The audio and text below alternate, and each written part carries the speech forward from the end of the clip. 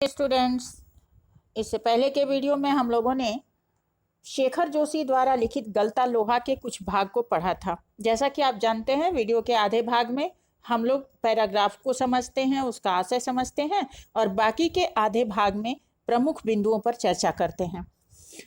तो आज का पैराग्राफ स्टार्ट करते हैं। त्रिलोक सिंह मास्टर का ये सामान्य नियम था कि जो विद्यार्थी सजा पाता था अपना हथियार भी उसी को जुटाने के लिए कहते थे, और जाहिर है कि बलि का बकरा अपने से अधिक मास्टर के संतोष को ध्यान में रखकर चुनाव करना होता था। अर्थात जो विद्यार्थी अपने लिए संटी या छड़ी या बेंत जो भी लाने जाता था तो वो पतला नहीं बल्कि उस हिसाब से ले आता था कि उसके अध्यापक को पसंद आ जाए, मानो वो किसी दूसरे के लिए हथियार का चुनाव कर रहा हो। धनराम की मंदबुद्धि थी और दूसरा मन में डर बैठा हुआ था, जिस कारण दिन भर घोटा लगाना मतलब याद करना। याद किया, लेकिन फिर भी उसे 13 का पहाड़ा अच्छी तरह याद नहीं हो पाया था, जो कि सुबह त्रिलोक सिंह ने कहा था लर्न करने के लिए। छुट्टी के समय जब मास्टर साहब ने दोबारा पहाड़ा सुनाने को कहा तो उसे याद नहीं था और वो लड़खड़ा गया। इस पर त्रिलोक सिंह उसके द्वारा लाए हुए बेंत का उपयोग करने के बजाय जबान की चाबुक लगा दिए। उन्होंने कहा कि दिमाग में तेरे लोहा भरा है, विद्या का ताप कहां से लगेगा रे इसमें। अपने थैले से 5-6 दरातियां निकालकर उन्होंने धनराम को धार लगाने के लिए पकड़ा।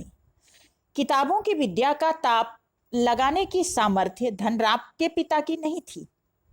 धनराम हाथ पैर चलाने लायक हुआ ही था कि बाप ने उसे धौंकनी फूंकने या सान लगाने के काम में उलझा दिया। धीरे धीरे हथौड़े से लेकर घन चलाने की विद्या सिखाने लगा।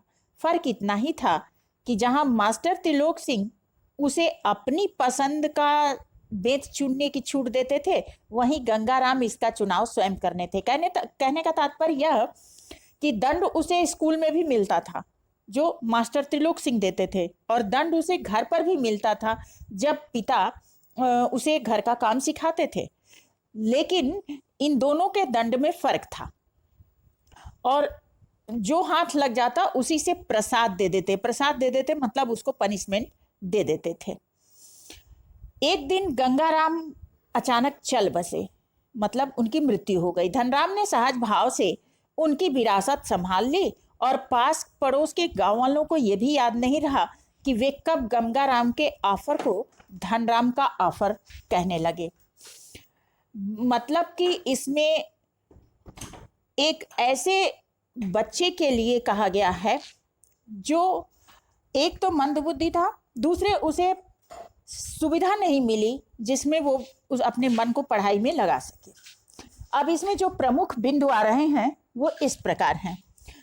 त्रिलोक सिंह मास्टर का सामान्य नियम क्या था? तो त्रिलोक सिंह मास्टर का सामान्य नियम ये था कि सजा पाने वाले विद्यार्थी को ही वे हथियार जुटाने के लिए कह देते थे, और वो भी अपनी पसंद का, विद्यार्थी के पसंद का नहीं। मोहन दिन भर में भी 13 का पहाड़ा याद क्यों नहीं कर सका? इसके 2 कारण थे। क्योंकि एक तो वो मंदबुद्धि बालक था, उसे जल्दी याद नहीं होता था, पूरे दिन रटने के बाद भी उसको याद नहीं हुआ, और दूसरा कि वो मास्टर से डर गया था। उसके अंदर त्रिलोक सिंह का भय था कि वो मारेंगे, और इसीलिए उसे नहीं याद हो पाया। जबान की चाबुक का क्या आशय है? जबान की चाबुक का आशय है व्यंग्य वचन। त्रिलोक सिंह ने धनराम को व्यंग्य वचन कहा क्योंकि मार खाने के बाद भी उसे पहाड़ा याद नहीं हो रहा था। उन्हें यह भी पता था कि धनराम के पिता पढ़ाई के बजाय उसे लोहा पीटने के काम में लगा देते हैं, इसलिए उन्होंने उस पर व्यंग्य किया। धनराम के पिता ने उसे कौन सी विद्या सिखाई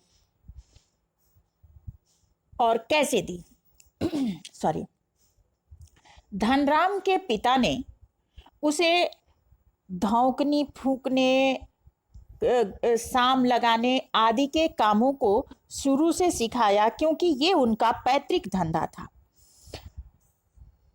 और ये काम सिखाने में गलती होने पर उनके हाथ में जो भी आता था उसी से वे उसे दंड दे देते थे।